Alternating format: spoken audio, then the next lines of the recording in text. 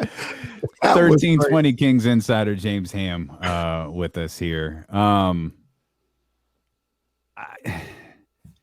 I don't know what to say about De'Aaron Fox. We've been trying to figure this out for the better part of the last 45 minutes, and certainly since you tweeted about what Alvin said. Alvin continues to say, he's just sore. He's just sore. What do Kings fans supposed to think about all of this? I'm not sure, to be honest with you. Normally, I like to be straight with people, and the guy has decided not to play in each of the last 5 games. Like, it is his decision to say, I'm not playing. Real quick, James, because that's very important. A lot of people think it's a tanking mechanism. In your opinion, or from what you know, this is not the Kings holding them out for tank or trade value. No, from what I know, this has nothing to do with the trade deadline being, a week and a half away. That he has told the team he cannot play, that his ankle is sore and he's not going to play. And that's it. So that's why, I keep asking, are you putting him in for an MRI? Are you flying in Mr. Miyagi? Like, what exactly are you doing here to, have you, without just, literally saying, hey, did you hit him with a cortisone shot? What is it that you guys are doing? I got nothing. And, all I know is that he has told them he tries to warm up, says he can't go. And that's it. And so, again, I keep asking about the medical staff. He keeps saying that we're not concerned. And the 4 games are already over, so you can't be concerned about those. You got to be concerned whether he's ready to play. So I don't know what I got Alvin for you. Gentry. God bless him. We're not concerned because there's nothing wrong with his freaking ankle. So we're not really worried about it. That's how I heard that. Yeah, no, we're not concerned. We don't see anything wrong. Yeah. We're concerned that maybe he just doesn't want to play basketball anymore, but God, I can't believe Alvin hasn't quit. I can't believe Alvin Gentry just hasn't said, dude, F this. I'm out. I'll see y'all on the other side. I'm done. Yeah, this is the most difficult situation for an interim head coach. He's walking in here with a specific set of if you do this, this, and this, you get the job moving forward, or at least for next season. I'm gonna go out on a limb. Yeah. He's not getting this job. No, it's almost already too late. This team, it would be impossible for them to get back to 500. What are they, 14 games or 13 games under 500 at this point? It's not bad. It's not a good situation at all. This team, they fought hard the other night, and 15. Even in fighting hard in the last 11 seconds, no one thought to go and score a 2-point basket to tie the game. I just don't get it. Rashawn Holmes is standing underneath the basket, jumping up and down. His mom is screaming on Twitter, pass the ball to my son. He's wide open, and no one thought to go for the tie and set up the final 8 seconds or 5 seconds with something different. To me, it was a very strange, again, Tyrese Haliburton was extremely good. And even that, he passed on a floater running right down the middle of the key. He passed on a floater that would have tied the game. He had opportunities to shoot the 3. He couldn't miss the ball where he scored 38 points, where he's flying out of bounds and hoists up a 3-pointer. To me, that was just incredible. You're on a heater. No one else should have shot the final shot other than Tyrese Haliburton. So, I think Harrison Barnes finished with 16 points. He had 10 or 11 in the first quarter. Davion Mitchell, 10 or 11 in the first quarter. Ends up with right around 16 points, 15 points. The only one scoring was Tyrese Haliburton, and he passed up on the shots. And, he was really good. That I'll say that for sure. He was really good all the way through the game, and we need more of that. But at this point, you gotta trudge forward as if De'Aaron Fox isn't going to be there, because that's where we're at, and so this team needs to prepare each and every game. They've had practice time, they've had all this other stuff. They need to prepare each and every game like he's not going to be there. And if he does show up at some point, then he shows up. But, we got, 10 days until the trade deadline. I don't know what's happening over there. That's crazy. That's great. Let me go back just a little bit here, James. Saturday, because we're trying to get our timeline right here with everything happened. They didn't know anything until they got to the arena about Fox. A week ago Saturday. Yeah, my bad. Against Milwaukee. They didn't know anything until they got to the arena, or was there a shoot around or something like that? No, he wasn't on the injury report coming into Saturday, coming into the game. He wasn't on the injury report at all. And then for that matter, he didn't even come out and sit with his teammates until after halftime. People were asking, is he gone? Where is he? Why is he on the bench?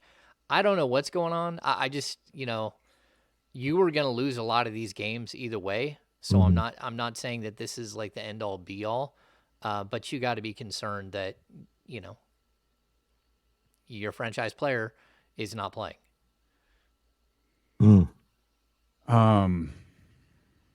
I don't know what else to say about De'Aaron. Let's focus on Tyrese for a minute. You mentioned the performance Tyrese had against Philadelphia. What do you have a big takeaway from that? Was that a, hey, there's no other option type of performance, or is that any sort of glimpse into what Tyrese could potentially be? That's him getting on a heater and showing everybody that he can score. I don't know where that has been, but at a certain point, you saw them, staying in the game against a really good team. And I think, I hear it on Twitter because I'm not super harsh on Harrison Barnes. I don't know if people understand how good Matisse Thybulle is as a defender, but he's an all-world defender. He might be the best defender, especially the best perimeter defender in the game. And his job was to shut down Harrison Barnes. He started the first half on him, and Harrison got into him and lit him up. You got to the second half, and Thybulle just locked him up. But I think what people miss is that because Thybulle had to defend Harrison Barnes, he was not able to defend Tyrese Haliburton, which you could have easily shifted him there. And again, if I'm coaching the Philadelphia 76ers, I don't really even care who's guarding Harrison Barnes. I stop Tyrese Haliburton, and then you have no one who can pass the ball on that team. Talk about the offense going away. That was the way how you could have stopped, you could have stopped the Kings completely in that game, is to just shut down Haliburton, take away his ability to play in the pick and roll, throw double teams at him, throw traps at him, do whatever you can do, put your best defender on him and take it away. But it's a respect thing for Harrison Barnes. And you asked, is it just because no one else could hit any shots? Well, I mean, again, what is Alvin Gentry supposed to do here? Terrence Davis is out long term. We have no idea. We still haven't got a medical update on Terrence Davis, but this is not going to be good when we do hear it.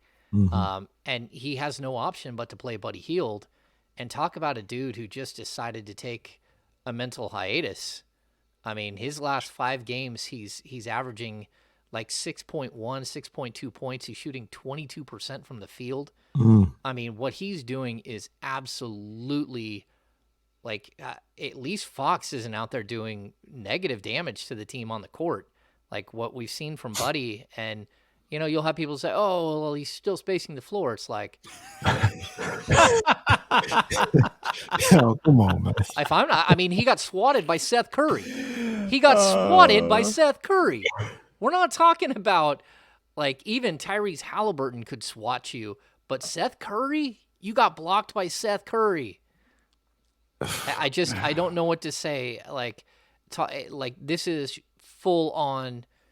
Someone gave their 2 weeks notice, and the 2 weeks won't end, and they just haven't turned in their badge yet. And Buddy Hield Paper Company on the way. Yeah, hey, I'm gonna need my badge and my smock. Let's go. I feel for Alvin, because your answer is what? Jemias Ramsey, Robert Woodard, Lou King. I mean, to be honest with you, they're there. Yeah. Why not? Yeah. At this point, I just can't imagine. And, people are going to say, well, he's got incentives. Yeah, he does. He's got incentives. He wants He to ain't play hitting them every. incentives. No. Yeah. He ain't Well, Buddy hitting wants to them this play year. every game, and one of the incentives is he gets to 72 games. That's why he just refuses to sit. Like he will play through injury no matter what, because it's about I think it's 70 games played. And like the 85% free throw thing, the 3-point shooting, like it's about volume and percentage. Like the dude is going to get some of those incentives, but the easily obtainable ones, which is there's two segments of in the CBA when you look at incentive money. There's easily obtainable and difficult to obtain ones. Mm. He's not even guaranteed to get the easily obtainable ones at this point. I mean, just like last year where he didn't shoot 85% from the free throw line because he missed a free throw in the final game after avoiding the free throw line for 4 games because he had got to his 85%. He got fouled shooting a 3, missed the first one, was literally shaking on the line, and then hit the second 2. But in order for him to get back to 85%, he needed to get fouled like 6 more times because of the percentages, and couldn't get anyone to foul him. Couldn't get to the line at all. Damn. So Buddy just running into people. I'm just envisioning. as soon as he did it the first time, as soon as he got fouled, he misses the first one. You could just see him like, oh, dear Lord, I just missed one. After that, he was jumping into people trying to get a foul call. And it's like, man, where is that all season long? You know, run into people. Somebody went, hey, bro, I'm on your team. I can't foul you. I think he had 33 games last season out of 70, was 72? 33 where he didn't get fouled, where he didn't go to the free throw line? He's up to 18. I happened to look today. Yeah. He's up to 18 games this year where he hasn't shot a free throw. The Buddy Hield counter. Yeah. Well, look, James, I want to stay, I guess this is kind of positive, I guess, maybe. I want to stay on Tyrese Haliburton.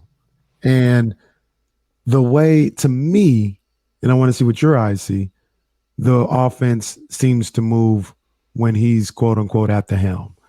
I don't want to say it moves better or anything like that. I just think it's a little smoother. Obviously, his offensive game is activated when he's at the helm.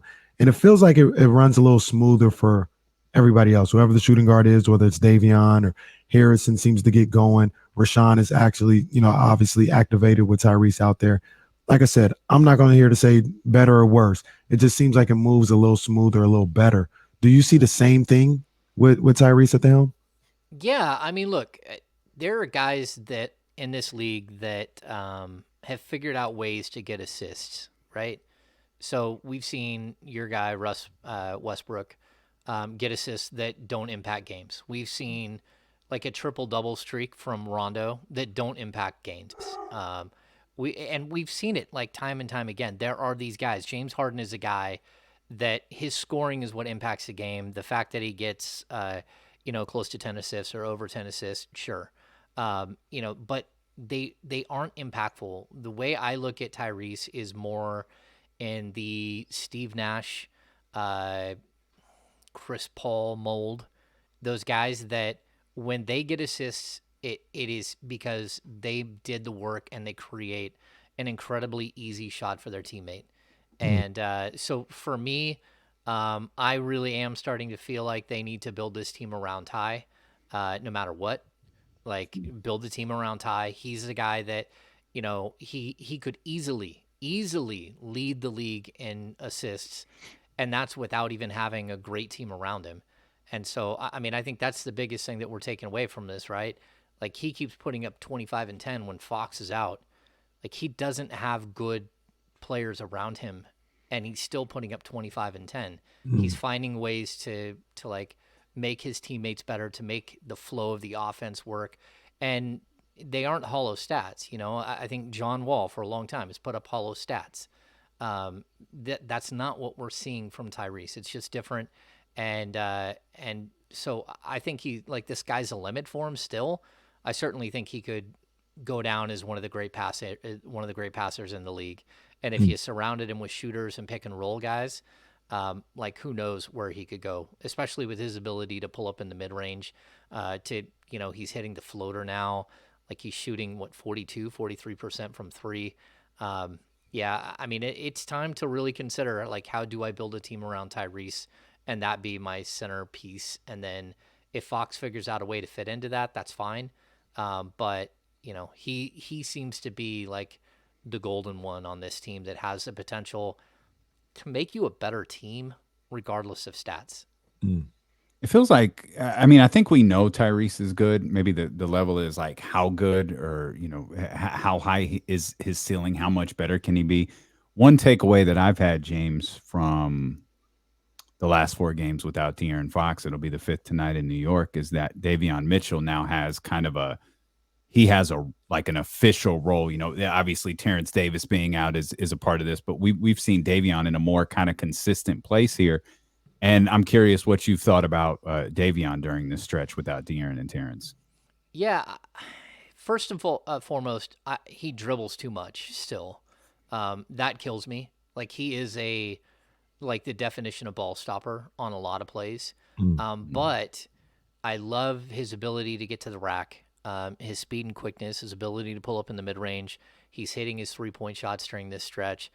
There's a lot to like about what he's doing, for sure.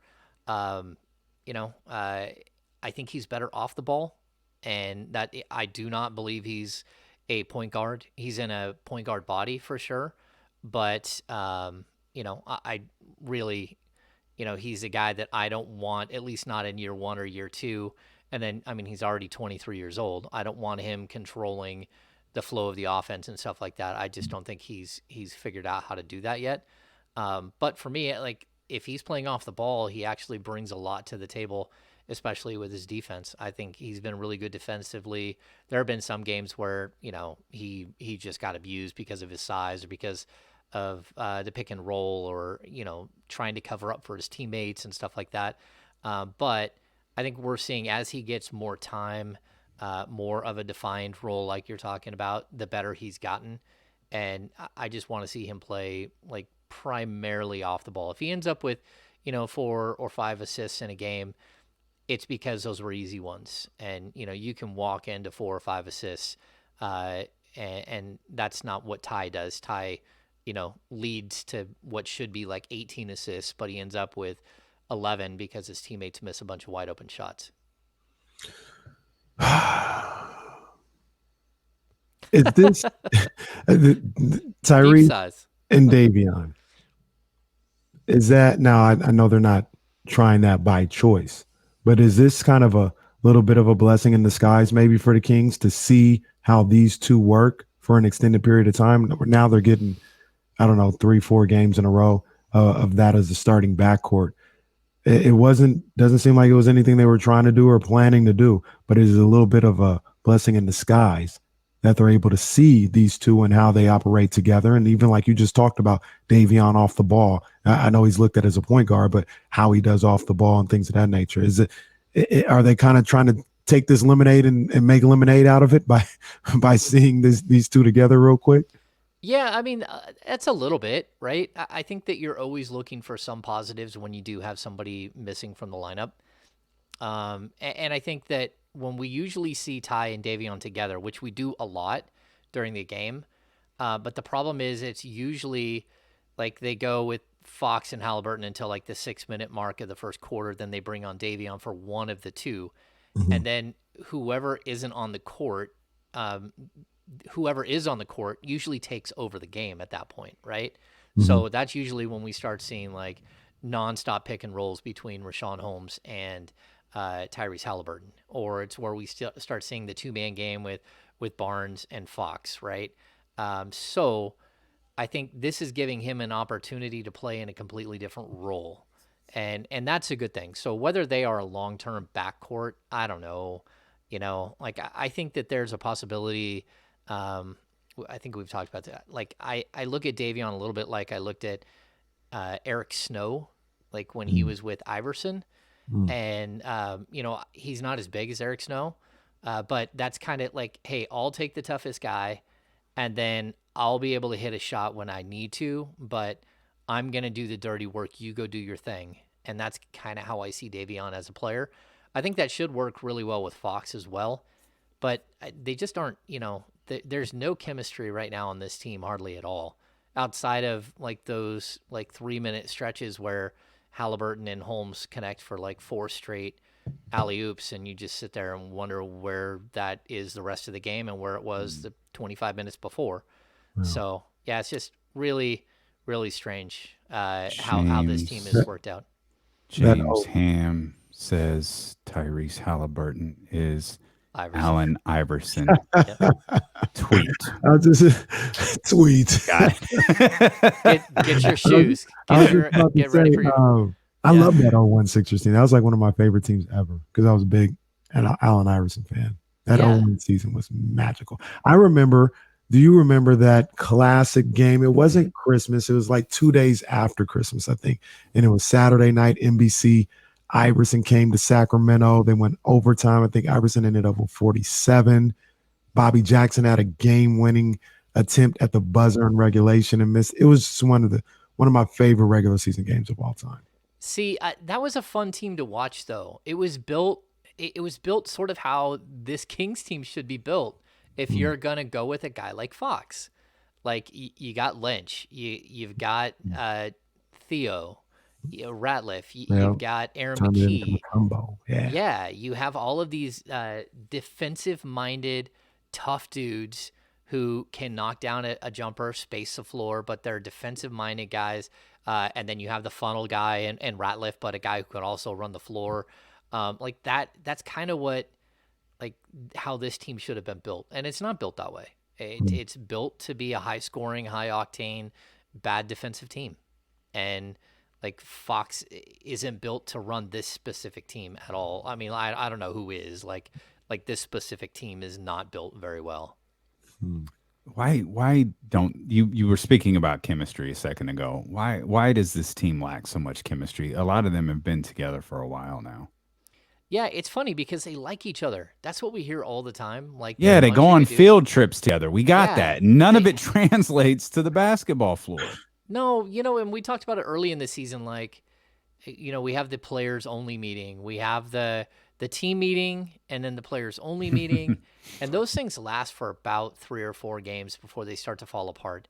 And that's just the way it goes. Like, when something's wrong like this, there's usually no like quick fix at all. Like you should have known exactly how bad this team was in early December, and that's when you should have started being aggressive. We should have looked at December 15th as the actual day that you start making trades because this team was broken then. And what are you going to do? Like there's nothing that any coach could do to step in here. I mean, we saw it. Even George Karl, one of the great, while he's like not one of my favorite people at all, he's way down on the list of my favorite people I've ever met. Just like an incredible coach throughout his career. He just got ran over by this team. Like in a very similar situation where you fired one coach, 24 games into a season, you fire another coach after like an 11-17 stretch or whatever it was, 11-19. I was whatever Ty Corbin was. But we're in the same exact situation, and to me, that is the gravestone of this team, this franchise, this ownership group so far. Is that right on the bottom it says willing to repeat the same mistake. Like that's all they do. They just repeat the same mistakes again and again, and so it's frustrating to cover it, and it's because you get in this situation so often that. But just this team, we've talked about this too, like. They should not have been this bad. There's something wrong behind the scenes. They should not have been this bad. I agree. Maybe they went to watch Cats last night together, and that'll fix everything. Yeah. I mean, I just used Cats because I was trying to think of the stupidest Broadway play I could think of. Isn't The Lion King still on Broadway? Yeah, but The Lion King is dope. Some people would say Cats is dope. I don't think anyone would say Cats is dope. Wait a minute, calm down. I've never heard. I don't think so. Cats is I love hitting a good Broadway play with the wife. For sure. Yeah. But you and your wife got great chemistry because of the years that you spent together. We do have great chemistry. You guys win games though too. That's right. The Hams win games. Yeah. The Hams got tickets to the game. Yeah, that's right. Yeah. The Lion King is dope. Like they've got things that are like they come down the aisleways. The Lion King is legit. Yeah, I want to see that. It's funny. My wife, we were young. We lived in Berkeley at the time. My wife said, "Hey, I'd like to go see Phantom of the Opera," which was playing in San Francisco. And I said, "Okay." So I bought plane tickets and hotel and Broadway tickets to see Phantom, and we got engaged on top of the Empire State Building that weekend. Oh, that is Nice. Yeah. with the Ronnie Romance, James Ham. Yeah. Was that your first Broadway play? Yeah. My first was The Lion King. That's why it stands out so much. That was the first Broadway play I saw. But we've seen plenty since then. Like we've been to New York quite a few times. Look, it's a bummer that we're in this situation where we're trying to distract ourselves from talking about the task at hand. Jersey Boys was legit too. Yeah. Well, I mean, it's a bad weekend for Northern California sports either way. You're looking at like the Kings just crumbling. You're looking at the 49ers literally proving who they were like at the last second. That's exactly who. No, I mean, really, that's you knew. I'll give you a hard time. You knew early in the season your quarterback wasn't good enough to make it to the Super Bowl. That's it. Like you knew he wasn't, and he didn't make it to the Super Bowl at the last second. And it wasn't all on him, and it wasn't all on one guy who dropped the ball. It was like, but you need someone to step up and crush it there in that game, and and that's why. Hey, at least we got Giants baseball coming up. Oh. Damn. Well, the River Cats can get locked out. Oh, that's true. Look at that. River Cats game still going on in West Sac. Got something to hang on to. High school playoff. James, do you? Nah, I mean your job probably doesn't allow it, but do you pay attention at all to like local high school basketball? No, because I'm too busy. On occasion, I talk local high school basketball with my man Sean Cunningham, because he does a lot of these things. He goes to a bunch of these events and stuff. But Sean got some great video yesterday. Did the Eric Armstead Sacramento shout out, and I know he got some stuff at the podium also. If you keep looking at your phone, I'm going to demand that you announce a trade. Give it to us, James. You've been looking at it for a few seconds. Who is it? I can't repeat that on the air because I don't know the guy who put it out there. But yeah, the James is flustered. Yeah, I mean, the Kings have flustered. The Kings have broken James Ham. I didn't think it could. Yeah, I actually saw that earlier. I saw that earlier. James just showed us something on the stream. I saw that earlier. I don't know who that is, or I don't know who that is, and I don't know. That out there. I mean, it's that a trick question. Yeah, I'm not speaking that one into existence Yeah. at all. Is that honestly? I don't know. Is that a trick question? Like, I don't know. I don't know. It's that time of year. James mentioned this. We're 10 days from the trade deadline. Everybody all of a sudden is an NBA insider. So there's stuff out there in the universe. Look for the blue check mark, folks, and trust the ones that you always trust before you start retweeting stuff. That's right. And I lost my blue check mark, just so everyone knows, like, not to be bitter at Twitter, but when you change your handle, they automatically take your blue check mark. So I have to reapply for my blue check mark. So it doesn't, I mean, like on occasion, like I'll have someone ask like a silly question, like where's your source? Like, where's my source on the starting lineup? Like, dude, you follow me. I've been tweeting out this stuff for the last 12 years, like who's starting for the Kings. You're going to ask me for my source on a starting lineup? Like, so I get a little bit, like angry on Twitter, but yeah. That's dumb. I thought your previous employer may have snatched it from you. It's like, you may not have this blue check mark anymore. But that's all right. You're here. You'll easily get one. That's how I got one. Kenny just hasn't applied for one yet. I changed it from from NBC to NBA, just the C on the end. Mm-hmm. That's it. And I had to change my my email address attached, which was a former employer email address, because that's how they use to confirm you. Yeah. Yeah. Yeah. Well, The process of getting the blue check mark. There you Yeah. have it. Yeah. oh, my bad. I was just going to ask Jane, it seems impossible, but what you thinking for tonight? Are they going to go 0 for the road trip, or do they get one in New York? Because apparently New York isn't faring too much better than the Kings right now. Well, I mean, New York is still actually a decent team. The Kings are They not are. that. They are. So look, I think that at some point the Kings are going to win a game, and if it's not tonight, then this thing hits 9 in a row without any question, because you're going to fly back, play Brooklyn. Brooklyn will probably sit like 13 of their rostered players and go at you with 4 players and say, like, go ahead and violate us for starting 4 players and only playing 4 and still beat you. So I expect that. And then the next night on a back-to-back, they play Golden State. Like, this is not a good stretch. It gets a little easier after that, but there is no easy for this team. Like, there's no easy button. I mean, they already had easy, and it was Houston and Detroit in back-to-back games. It's why no one believes they're going to beat Oklahoma City for the 10th game. like no one, because that's who the 10th game is against. This is against Oklahoma City. Yeah, and at this point, they're all the way to, they're tied for the 5th worst 13. record, right? Yeah. They're Yeah, 13th so in the Western Conference, 23 games back, but they're 3.5 games back of 10. yeah, they're 3 games out of last place, 3.5 out of the 10th spot.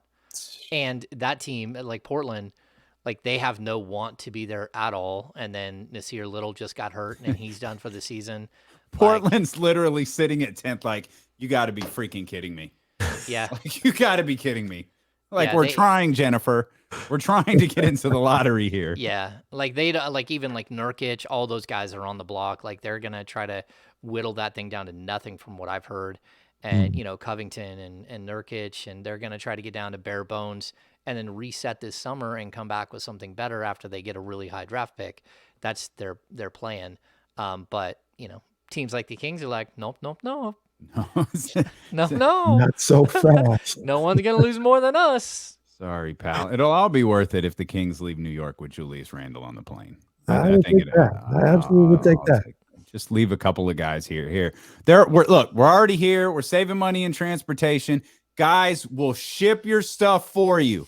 Stay here. Julius, you're riding with us, pal. I think they did. They probably tried that in Atlanta. They probably tried that in Philadelphia. Like hey, at some point, someone's getting on the damn plane. Yeah, like, how much do you like those cheesesteaks? And then just leave them there. Like, hey, where'd the team go? Like, sorry, man, you just got traded to Philly. They left you on a street in Philly somewhere. Like, enjoy that cheesesteak. Left you on a street. Who ate the cheesesteak? The Kings put out that video of Tyrese with Robert Woodard. Yeah. Oh, it was Bob. Yeah. That's what it was. AKA Zeke. Tyrese was really offended by the way Bob was eating that cheesesteak. I don't know. Is there cheesesteak etiquette? I've never had a Philly cheesesteak. I just got to tell you, I'm never going to write that story. Yeah, I know you're not. I know. I saw the Kings video. And I just the look on Tyrese's face was fantastic. I thought the look on Tyrese's face, because Tyrese looked genuinely offended by what was happening. Yeah. What are you doing, bro? Like, what's wrong with you? Yeah, Tyrese is like a made-for-TV special. Like, he's an after-school special. Like, he's got everything. He's just like the all-American kid. Like, he's funny. He's witty. He tells jokes. He's incredibly bright to deal with. He's a great interview. He's got two good ankles. Yeah, he's a really good player. Yeah, he can put up 38 points. A lot of people have two good ankles. Yeah, a lot of people do. That's right. It feels like we really love Tyrese more than De'Aaron. It's just like that is just happening right now. Like, the love for Tyrese is just growing and growing and growing, and De'Aaron is catching more side eyes. Yeah, I mean, but like this is what happens when you're not able to play. I mean, we've seen it. The fans in Sacramento have always, turned on players that aren't able to play, aren't able to suit up. I mean, it's making a distraction where Marvin Bagley's sitting there, like, probably in a walking boot, going, "Hey, look, right. At least no one's asking about me in pregame." Like, Poor Marvin. All right, we're done. We broke James Ham.